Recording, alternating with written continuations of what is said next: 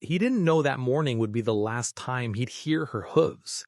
He didn't know that letting her go would save his life. Love has a strange way of testing us.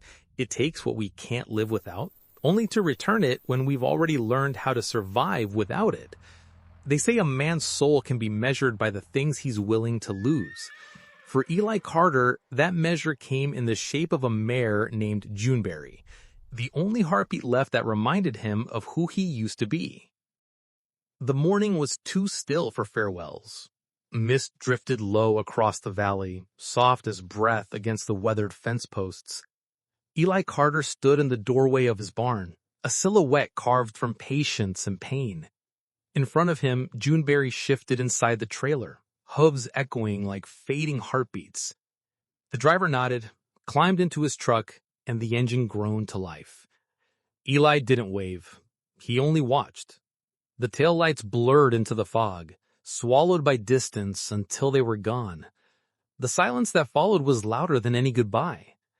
He exhaled, a tremor on the sound, and whispered, "Be safe, girl." For a long moment, he didn't move. The bucket near his feet still held the oats she hadn't eaten. The smell of hay lingered, warm and alive, as if she might nuzzle his shoulder again. But there was nothing now except the dust that rose with each breath he took. He leaned against the stable door, calloused hands gripping the wood. His eyes followed the empty road where the truck had disappeared. Beyond the fields, dawn broke in thin strips of gold, but he felt no warmth. The sun rose for other men, not for him. He thought about the years they had shared, how Juneberry had carried him through storms, through loneliness, through every ache left by his wife's absence. Her steady breath had been his anchor, her eyes the quiet reminder that he wasn't entirely alone in this world. Selling her felt like cutting away the last root that kept him standing. But love, he told himself, is sometimes measured by what you let go. He turned back toward the barn. The emptiness inside was almost holy in its silence. Dust floated through shafts of pale light, slow as falling snow. The rope that had once tied her stood coiled neatly on a beam, useless now. He reached for it, running his fingers over the worn fibers, and felt the weight of years in that touch. He didn't sell her because he wanted to. He sold her because love sometimes asks for what you can't afford to give. And as the last trace of the truck faded into the horizon, Eli Carter whispered the only truth he could bear. He thought it was goodbye. Before the letters came, life had been simple, not easy, but full in the quiet way a heart fills when it still has purpose. The ranch sat between two rolling ridges, stitched into the Montana Valley like an old prayer no one said aloud anymore. Every morning the same ritual unfolded. The kettle whistled, the barn door creaked, and Juneberry's low nicker cut through the dawn like a greeting the sun itself waited to hear. Eli Carter wasn't a man of many words. He carried silence the way other men carried pride. But Juneberry didn't need words. She understood the language of touch, the brush through her mane, the way he rested his hand on her neck before hitching the plow. Together, they carved furrows into frostbitten earth, breath clouding the air like smoke from two small fires refusing to go out. She had been his late wife's mare, a gift from a time when laughter still lived in their house. Her name had been Mary, and she'd loved the horse before she'd loved the man who rode beside her. When cancer took her, Juneberry became the bridge that kept Eli from falling completely into silence. Every hoofbeat was a memory, of laughter, of shared glances across fields, of promises whispered in the dark when the world was still kind. But the past has a way of billing the present. The hospital debts grew like weeds that couldn't be burned out. First came the polite letters, then the warnings stamped in red. The ranch's fences sagged, the roof leaked through each storm. Eli mended what he could, but some things couldn't be fixed with wire and nails. He'd thought about selling the land, but it was the only home his hands understood. The bank didn't see that kind of value. They wanted numbers, not memories. Winter came early that year, a cruel, brittle one that cracked troughs and froze wells. feed costs rose. The furnace groaned and gave out one night, and Eli spent the next day huddled beside Juneberry's stall, his breath mingling with hers for warmth. He could still smell the cedar shavings in her mane, still hear the steady rhythm of her chewing. He told himself it was temporary, that spring would bring work, that things would ease. But each sunrise only brought another letter. He opened one by lantern light, hands trembling from more than the cold. The words swam in front of him, but he didn't need to read them to understand. He was out of time. That night, he sat at the kitchen table staring at a cup of coffee gone cold. Juneberry's halter hung on the wall beside Mary's photograph. In the flicker of the lamp, they looked almost like they belonged in the same frame. One a memory, one a promise unkept. He whispered to the empty chair across from him, "You said keep living, Mary. I'm trying." The next morning, he made the call. The breeder on the other end had a gentle voice, said he'd heard about Juneberry through local fairs, said that she'd be well cared for, that she deserved more work than Eli's failing ranch could offer. The man sounded kind. Maybe that's why Eli agreed before his heart had time to protest. He spent that night brushing her coat until it gleamed like copper under the lantern. She turned her head, resting her muzzle against his chest, eyes half closed, breathing slow. For a moment it felt like she understood everything he couldn't say, the guilt, the love, the helplessness wrapped up in one heavy silence. When dawn came, he led her to the gate. Frost bit at the ground, and her hooves left dark prints on the pale grass. She hesitated at the trailer ramp, looking back at him once, ears flickering at the sound of his breath. He laid a hand on her neck and whispered, "You'll be safe. That's all that matters." But as the door closed behind her, something inside him closed too. The truck's engine rumbled to life, and the road took her away in a cloud of dust that glowed gold in the rising sun. Eli stood there long after the sound faded, his hand still raised as if the gesture could somehow hold her a little longer. Back inside the barn, her stall looked wrong. Too clean, too empty. He found himself reaching for the brush, for the rope, for anything that still carried her scent. The world seemed to tilt without her rhythm in it. That night he sat by the window watching the sky turn the same shade of gray as her mane. The valley was quiet except for the distant call of an owl, a sound that always reminded him of endings. He thought about the years spent side by side, about the laughter that once filled the air, about Mary's last words in the hospital room. "Don't let this place die with me." He'd tried to honor that promise, but love doesn't always keep you fed. Sometimes it asks you to choose between the heart and the body, between what you want and what you need to survive. And survival, Eli realized, could feel an awful lot like betrayal. He leaned his forehead against the cold glass, whispering to the darkness, "I hope she forgets me." But even as he said it, he knew it was a lie. Because some bonds, the kind forged in quiet mornings and long winters, don't break. They only wait. And though he didn't know it then, the echo of her hoofbeats was still circling back to him, carried by something larger than memory, something that would find him again when the fire came. The first morning without her felt wrong. The air carried no rhythm, no weight, no reason to rise. The barn that once hummed with soft breathing now sounded like a hollow chest after the heart had stopped. Dust motes drifted in the light like slow snow. Eli stood at the stall door, bucket in hand, oats rattling softly inside. Out of habit, he poured them anyway. The sound was too loud, too final.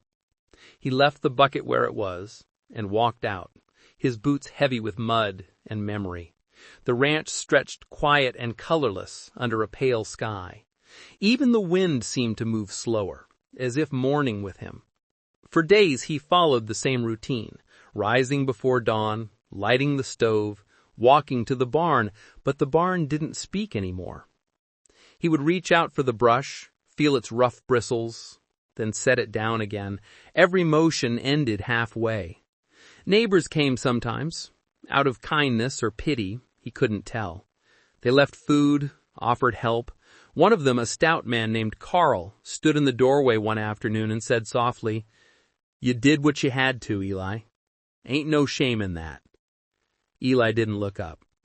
His hands were deep in the soil, pulling weeds that didn't need pulling. "Then why," he said after a long pause, "does it feel like I buried her too?" Carl didn't answer. There wasn't anything to say.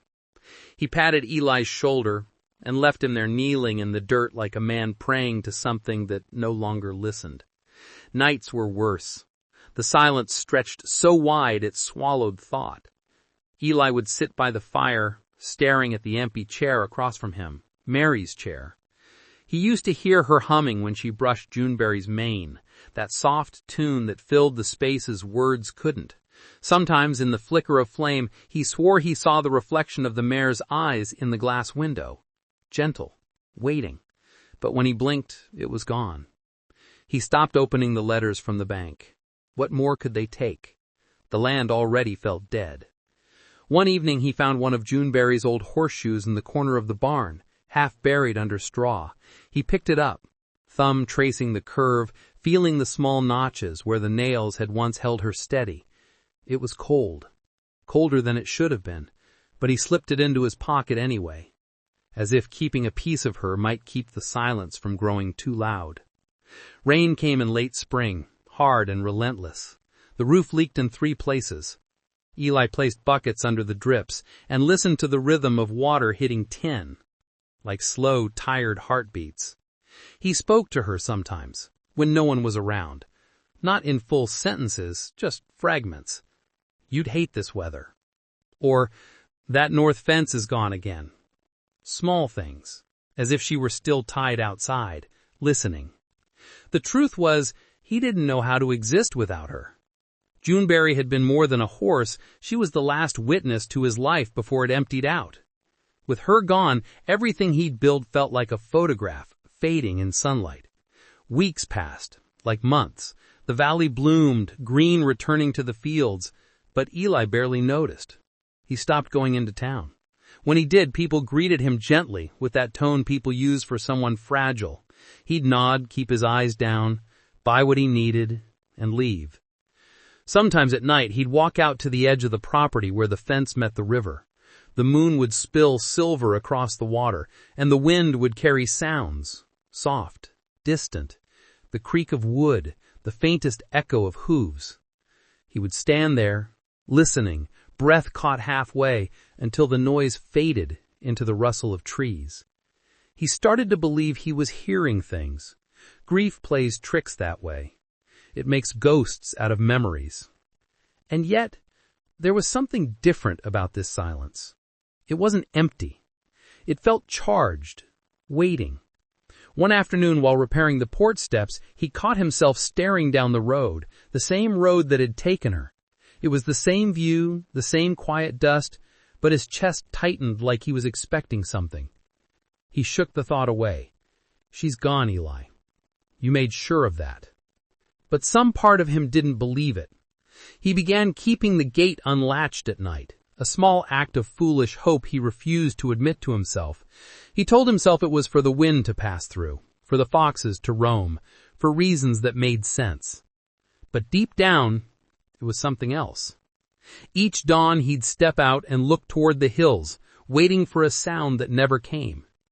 Until one night, deep in August, the wind changed.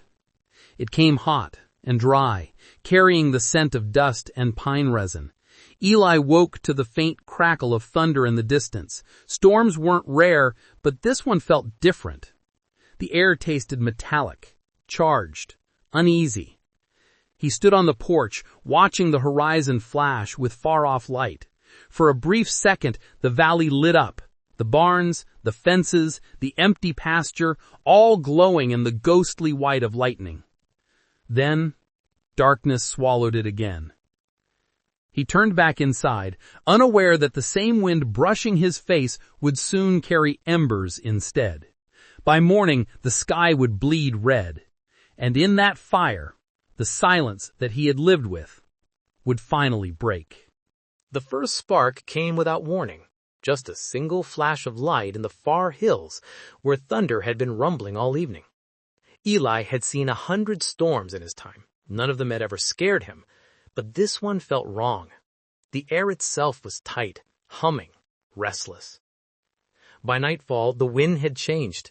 It came screaming through the valley, dry and sharp, carrying the smell of resin and dust. When the lightning struck again, it lit the ridgeline like the edge of a sword. For a heartbeat, everything glowed white, the barns, the fences, the outline of the distant forest. Then came the sound, a crack that rolled through the earth, followed by the faint hiss of flame catching dry grass. Eli stepped off the porch. He could see it now, a thin orange thread along the horizon, stretching wider by the second. He moved fast, heart pounding, instincts older than thought taking over. He grabbed the radio, the keys, and his jacket. The air outside was hot enough to sting. Sparks drifted through the dark like fireflies. He tried calling the neighbors, but the signal was dead. The valley was too far out, too forgotten. By the time he reached his truck, the wind was howling. He turned the key. Nothing. Again. Still nothing. The battery was gone, drained, as if the whole world had decided to stop working at once. He slammed the hood shut and cursed under his breath. The flames were climbing the ridge now, twisting higher, devouring everything in their path. The sound was monstrous, a deep, rushing roar that swallowed the night. He ran to the barn. Inside, the air was thick and choking. He pulled open the doors, hoping to save what little hay or tools he could. But the smoke was already pushing through the rafters. He could barely see. His eyes burned. His lungs clawed for air. He stumbled outside, coughing, blinking hard. The fire was closer now, less than a half-mile away. The trees at the far end of the field were lighting up like candles. And then, through the chaos, came a sound that didn't belong. A single whinny, distant but sharp, cutting clean through the roar of the flames. He froze. It came again, louder, closer, the kind of sound that carries memory in it, that hits the body before the mind can make sense of it. His heart stuttered. His ears couldn't be mistaken. He knew that voice. Juneberry. He whispered, the word barely escaping his lips. He turned toward the ridge. Through the curtain of smoke, something moved, a shape descending the hill. It broke through the haze in flashes, a mane whipped by wind, a body streaked with ash and light. For a moment he thought grief had finally won, that he was seeing ghosts. But then she called again, that same wild, unmistakable cry. Juneberry. She was running straight toward him, her coat darkened by soot, eyes wide and alive. The flames painted her in impossible colors, orange and gold and silver, like she'd been carved from the fire itself. Eli stumbled forward, unable to breathe, unable to think. She reached the yard and stopped at the barn door, stamping, snorting, refusing to move until he came closer. Her sides heaved, her nostrils flared. He raised a shaking hand, reaching for her face. The heat shimmered between them, but she didn't back away. Her muzzle brushed his palm, and something inside him broke open. He didn't ask how. He didn't ask why. There wasn't time for questions, only faith. He grabbed the rope from the post, looped it gently around her neck, and whispered, "Okay, Durrell, okay." The fire had crossed the fence line now, tongues of flame licking the dry grass just yards away. The sky glowed red, heavy with smoke and ash. He could hear trees splitting in the distance, the world coming undone. Juneberry turned toward the open field and pawed the ground, as if waiting for his command. He climbed onto her back, clumsy, coughing, one arm shielding his eyes. The leather of the old saddle burned hot under his touch. And then she moved. Through the smoke and flame, through the chaos that had swallowed the valley, She carried him like she always had, steady, fearless, alive. Each stride was a prayer. Each breath was defiance. The fire followed them down the slope, a wall of light and sound. Sparks clung to his sleeves, his hat, his hair.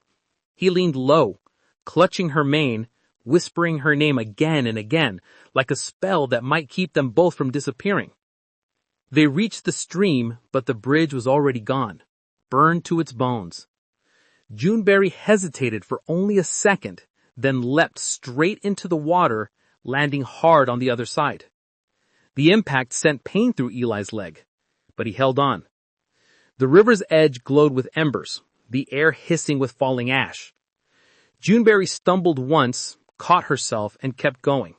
Her breathing was ragged, but her eyes burned with something fierce, something ancient. Behind them, the fire barn collapsed in a shower of sparks. The sound hit Eli's chest like a memory breaking, but he didn't look back.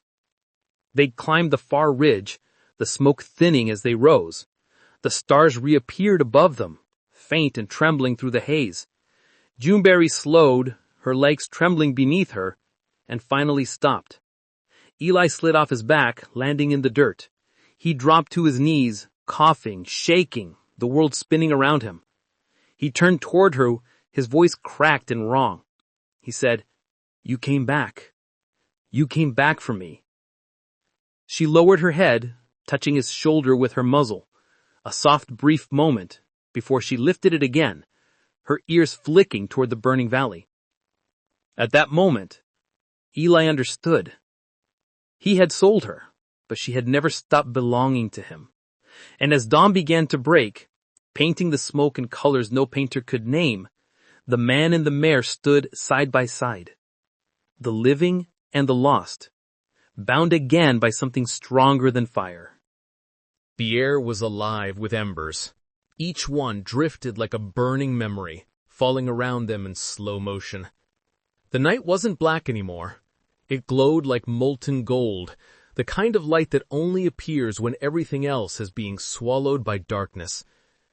Juneberry stood trembling, her breath coming in clouds of heat and fear. Eli pressed his palm against her neck. Beneath the soot, her skin was slick with sweat, her heartbeat fierce and steady. The world around them crackled and hissed, 1,000 small fires feeding a great one. "Easy, girl," he murmured. His voice broke halfway through the word. She turned her head slightly, one ear flicking toward him, and in that tiny motion he felt something shift. The smallest spark of trust between a man and a creature who shouldn't have been there at all.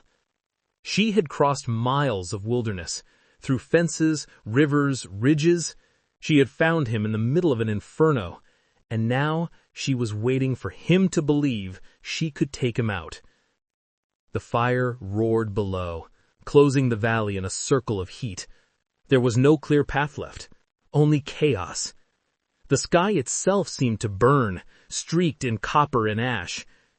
Eli took one last look at the ranch. The barn was gone. The cabin's roof had already caught. Everything he had built, everything he had loved, was turning into light and smoke. He swung into the saddle again, his body aching, lungs raw. Juneberry shifted her weight, steadying him. Her tail flicked against the smoke like a signal to something unseen. Then, without waiting for command, she started to move.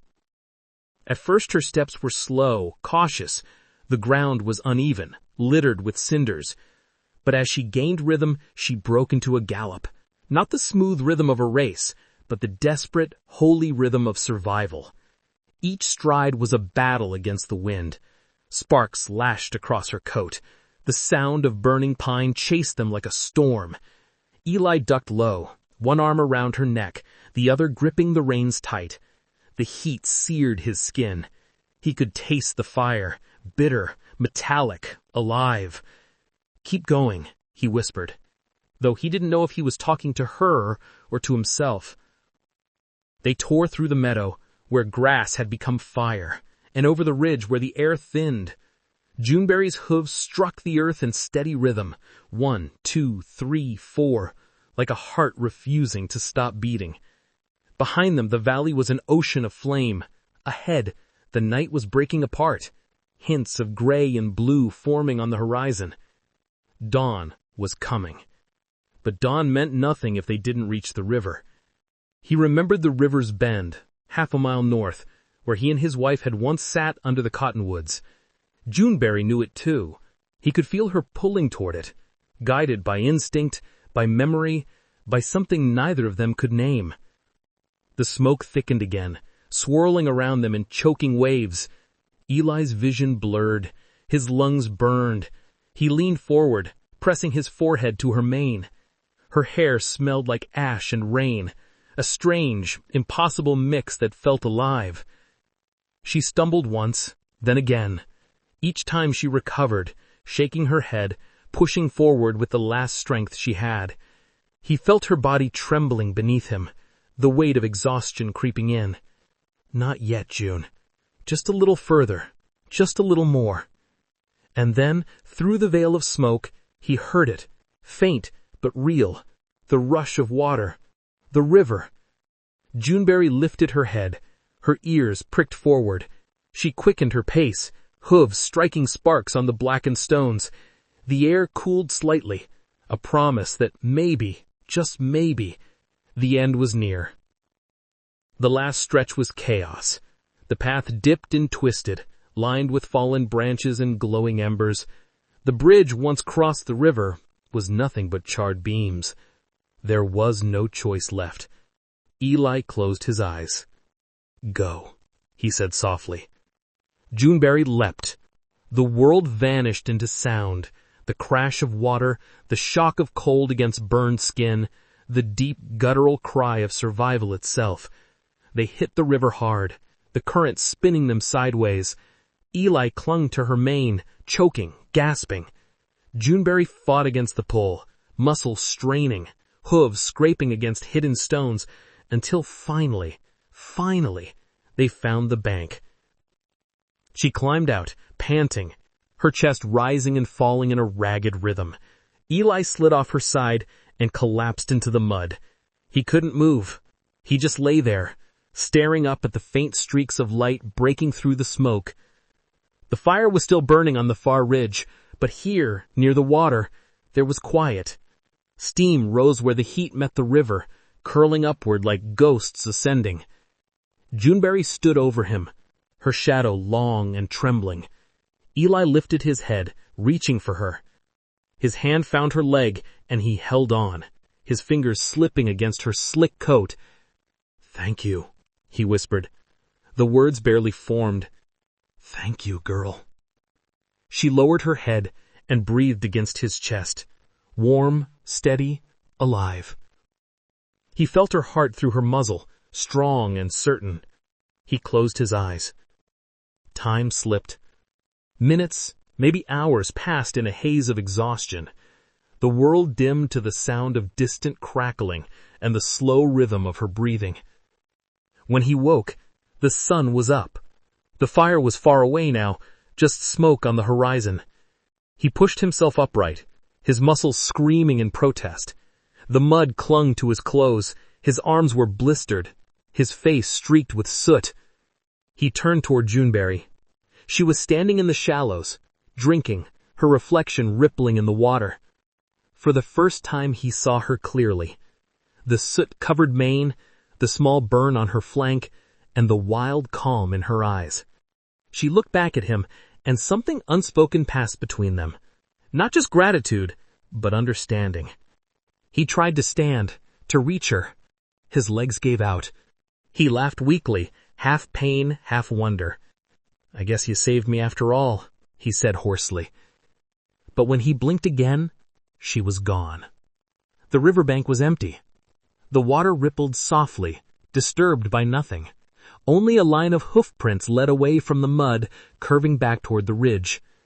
He stared for a long time, too tired to move, too overwhelmed to question. Maybe she had wandered off. Maybe she had disappeared. Or maybe some miracles don't stay to be thanked. He tilted his head back, watching a single trail of smoke rise into the morning air. The valley was quiet again. The world had survived the fire, and so had he. But deep inside, he knew this wasn't the end of her story, or his. The fire had burned itself out 2 days later, leaving behind a landscape that looked like the skeleton of a world. The valley, once alive with color and sound, was now gray, silent, brittle, stripped bare.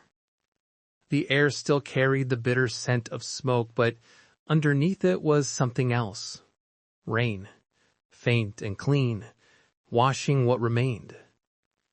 Eli walked through what was left of the ranch. The cabin had collapsed in on itself, the barn reduced to ribs of black timber. Everywhere he stepped, the earth crunched beneath his boots. It was as if he was walking through the ghost of a life. He paused at the edge of the corral, the same place where he'd first tried to tame Juneberry. The rails were gone, burned down to stumps. The trough was melted into the soil, but her hoof prints were still there. Faint, fragile impressions in the ash, leading away toward the ridge. He knelt, tracing the shape of one with his hand. It felt pulled and dry, but somehow alive. That simple mark in the soot meant she had lived, even if only for that one impossible night. He whispered her name. It disappeared into the wind. For the next few days, he searched. He followed trails that led nowhere, hoof prints that faded into dust, broken branches, shallow indentations in the riverbank. Each time hope flared briefly before dying in the silence that followed. Neighbors came by, those whose own homes had barely survived. They offered help, food, and places to stay. He thanked them, but his eyes kept drifting toward the hills. He told him about her, about the horse that came through fire. Some listened politely. Others nodded with that quiet sympathy reserved for someone who'd lost too much. No one said they had seen her. At night, he slept near the river, unable to return to the ruins of the cabin. The stars above were faint behind a haze of smoke, and the sound of water filled the space where words used to be. Sometimes, when the wind shifted, he thought he heard her. The low, steady rhythm of breathing, the soft thud of hooves on earth. Each time he rose and called out into the darkness, only to be met with silence. He wasn't sure if she had truly been there in the first place. Maybe the fire had broken something inside him, split the border between what was real and what was remembered. But when he closed his eyes, he could still feel her heartbeat against his hands. Strong, steady, alive. And he couldn't let that go. Weeks passed. The valley began to heal. Small patches of green pushed through the ash, delicate and defiant. The rains came often now, gentle and persistent, carrying away the last traces of smoke. Eli rebuilt slowly. A small shelter first, just enough to keep out the weather. Then a fence, then a roof. Each nail, each board felt like a quiet prayer not for what was lost, but for what might still return. One morning, while clearing debris near the old barn foundation, he found something strange. A piece of metal half buried in soot. He brushed it clean with trembling fingers. It was a nameplate, the kind that used to hang on a horse's stall. The letters were warped and blackened, but still legible. Juneberry. He froze. His breath caught in his throat. But the strange thing was this: he had never carved her name into any plate. He had never even owned one. When he built her stall, he had left the space blank, intending to finish it later. He hadn't wanted to tempt fate, not until he truly believed she was his. So how was this here? He turned it over in his hand, feeling the weight of it. Light, but undeniable. The back of the plate melted slightly, as if it had been exposed to great heat. But in the center, just above where the name was etched, there was a single unburned spot. A clean circle of silver. Untouched. He didn't understand it. He didn't try to. Instead, he took it to the small wooden cross at the edge of his field, the one he had built for his wife years ago, after the accident. He knelt there, the air still and damp. He placed the plate in the soil beside it. The wind shifted then, soft and cool, carrying the faintest smell of rain and something else. Something warm. Something alive. He lifted his head, and there, across the field, barely visible in the mist, stood a figure. A horse. Still. Silent. Watching. He rose slowly, afraid to move, afraid to breathe. The shape was familiar. The height, the gentle curve of the neck, the pale mark along the nose. But the moment he blinked, it was gone, swallowed by the fog. He walked toward where it had stood, his boots sinking into the wet ground. There were no tracks this time. No proof, just the echo of something impossible. He stopped where the figure had been. The grass was bent slightly, still worn to the touch, as if something living had just been there. He smiled. Small, tired, but real. "Thank you," he whispered again, though the words sounded different now. They weren't for her alone. They were for everything. For the fire that took, the rain that gave, and the life that continued. He turned back toward the cross. The nameplate gleamed faintly in the pale light, silver against the black soil. And for the first time in months, he didn't feel alone. Because maybe she wasn't gone. Maybe she never would be. Maybe some souls, human or otherwise, don't leave when their bodies do. They just find new ways to stay. Eli sat down on the grass, the morning mist curling around him like smoke reborn as fog. He thought of all the things he could never explain. The hoof prints that refused to fade, the reflection that lingered too long in the river, the nameplate that shouldn't exist. He didn't need answers. Not anymore. Sometimes faith was about trusting the feeling that something greater was watching back. He looked toward the ridge where the fire had once burned hottest. It was green now, speckled with wildflowers pushing through the soot. And on the horizon, the faint outline of a horse seemed to move with the wind. Or maybe it was the wind itself, wearing her shape for a moment to say goodbye again. But this time, the goodbye didn't hurt. It just felt like peace. Section 7. The Legacy, where the river turns. Time didn't heal the valley. It simply softened it. By spring, grass had begun to creep back across the charred earth, tender and green against the black scars. Wildflowers pushed through ash, trembling but alive.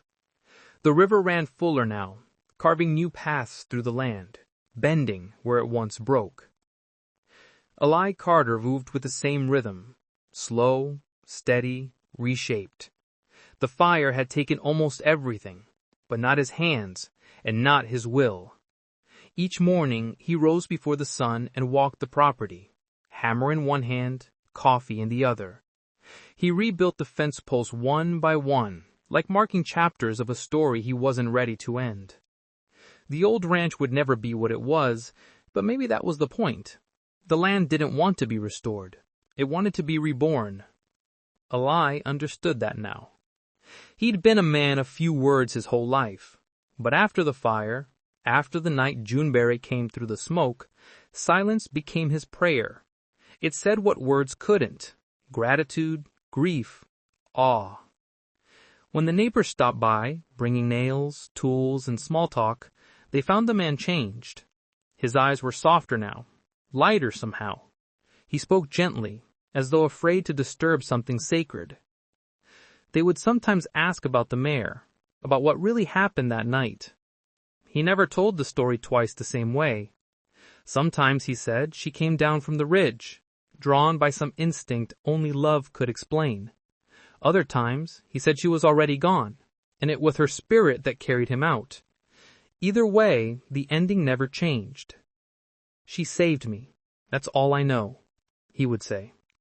Word spread quietly through the valley.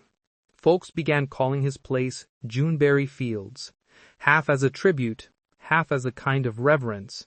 The name stuck. One evening, a young woman from the next county came by, leading a thin, frightened colt that refused to eat. She said she'd heard about Eli, about the man who understood horses that had lost their way. He didn't deny it. He simply nodded and took the rope. The colt trembled under his hand, eyes wide with fear. Eli spoke softly, not to tame it, but to let it breathe. "You're all right," he murmured. "You're safe now." It was the same tone he had once used with Juneberry. Calm, slow, certain. By dawn, the colt had begun to eat. After that, others came. Horses too old, too broken, too wild for anyone else. And Eli took them in, one by one. He never turned any away. He built new stalls from reclaimed wood, painted them white, and carved names above each one. Not to mark ownership, but remembrance. A promise that every soul who came through would be seen, cared for, loved. On the far end of the barn, he hung the nameplate he had found in the ashes. Juneberry. Right in the center, the heart of it all. Sometimes, when he brushed the horse's coat, he caught the faintest glint of chestnut in the sunlight and paused. Just for a breath, he felt her presence, not as memory, but as something near. On cool mornings, mist drifted low across the fields. The sound of hooves echoed from nowhere and everywhere. The horses lifted their heads, ears turning toward the ridge as if answering some ancient call. Eli would stand by the fence and listen. The rhythm was always the same. Slow, sure, steady. The gait of a horse who had never truly left. He found peace in that. Not the kind that erases pain, but the kind that grows around it, like ivy around stone. Years passed, his hair turned silver, the lines around his eyes deepened, but his hands never forgot the feel of reins or the warmth of a muzzle pressed against his palm. The ranch became more than a home. It became a refuge, not just for horses, but for people too. Drifters, widows, veterans, children from town who'd lost more than they could say. They came to Juneberry Fields and left lighter than when they arrived. He never preached. He never explained. He simply showed them what the horses had taught him. That trust is earned in silence. That love doesn't demand. That letting go doesn't mean losing. One summer evening, as the sun sank behind the ridge, a boy from the town asked him, "Mr. Eli, do you think she's still out there?" Eli smiled, watching the horizon burn gold before fading into blue. "I don't have to think," he said quietly. "I know." The boy frowned. "How can you know?" Eli looked down at the grass swaying in the breeze, at the horses grazing near the river bend. He didn't see anything, but for a moment he thought he heard something. A single distant whinny, soft and low, rolling down through the valley. Eli smiled. "You hear her too, don't you?" The boy nodded, even though he wasn't sure. Eli rested a hand on his shoulder. "That's how you know what's real," he said. "When your heart recognizes something your eyes can't see." That night, as stars bloomed above the valley, Eli sat by the barn door. The air was cool, the smell of hay and river mixing in a way that felt eternal. Somewhere beyond sight, a horse moved through the grass, unseen, but never gone. And when the moonlight touched the nameplate hanging on the wall, the metal shimmered softly, like it was breathing. Eli leaned back, closed his eyes, and whispered, "Good night, girl." For the first time in years, the Achene's nest felt light. Not gone, but light, like the echo of love that has learned to rest. And as the night deepened, A wind swept through the fields, carrying with it the faintest sound, a hoofbeat, steady and calm, moving toward the river where the world began again. The years folded softly, one into another, like pages turned by a gentle wind. Juneberry fields thrived in the quiet way things do when built from love instead of ambition. The fences held strong, the barn glowed warm through winter nights, and the river kept whispering its endless hymn, the same rhythm that had once carried him through fire and fear. Eli Carter grew old in the rhythm of that peace. His hands slowed, but his heart never did. Each dawn, he still rose before the light, brewed his coffee, and walked the same worn path toward the barn. The smell of hay and dust greeted him like an old friend. The horses stirred when they heard his boots, soft knickers echoing through the air. He spoke to them all by name, but his eyes always drifted to the empty stall at the end, the one he never filled. Her stall. He kept it clean, swept every morning, fresh straw laid though no hooves ever pressed it. On the wall above, her halter hung, cracked leather, brass buckle dulled by years of touch. He had stopped polishing it long ago. Some things he thought should be left honest. Outside, the morning mist rolled through the valley, carrying with it the scent of rain and pine. The world had changed around him, new families had come, old barns had fallen, but the ridge remained, still and timeless. Sometimes when the light hit just right, it looked almost like smoke curling up again, but it didn't fire anymore. It was memory, rising and fading with the dawn. He stood there, one hand on the halter, and thought of everything that had been lost and everything that had somehow returned. He remembered the sound of her breath against his cheek, the way her mane tangled in the wind, the way she had come through the fire when no one else could have. He had never understood it, and he had stopped trying to. Some things weren't meant to be reasoned, only remembered. By midday, he would be out in the field with the younger hands, helping them feed the rescues, telling stories that began and ended with the same truth. That horse saved my life, and not just once. They would laugh softly, not out of disbelief, but respect. Everyone in the valley knew the legend, the horse that came back through fire. But to Eli, it wasn't the legend. It was a promise kept. As evening fell, the air turned golden. The sun slipped low, brushing the fields with light that seemed to breathe. The horses grazed quietly, tails swaying, shadows stretching long. Eli sat by the fence, a blanket over his knees, and his coffee cooling beside him.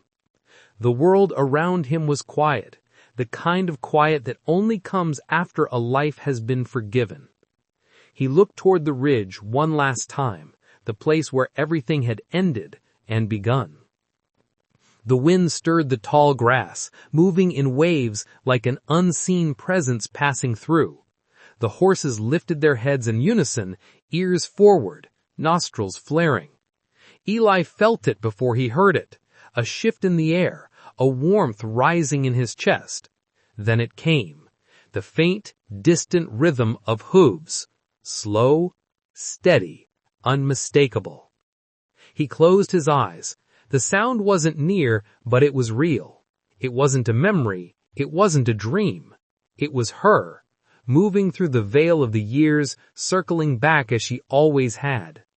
He smiled, the kind of smile that only comes when the soul recognizes home. The wind picked up, brushing through the barn doors, rattling the halter on the wall. It swayed gently, creaking against the wood like a voice half caught between worlds. Eli whispered, barely audible, "You found your way back again, girl." And for a heartbeat, just one, he could swear he heard her answer, a soft neigh carried through the fading light. When the night finally came, he left the halter hanging where it belonged, walked out into the open field, and watched the stars rise over the ridge. Each one shimmered like a hoofprint against the dark. He stood there until the wind grew still, until his shadow disappeared into the tall grass. In that silence, there was no loss left to bear, only love, returned in 1,000 quiet ways. And as the valley slept, the voice of the narrator lingered, soft, reflective, eternal. He sold his only horse to save a life, and in the end, that life and that love came back to save him. Sometimes letting go is how the heart finds its way home.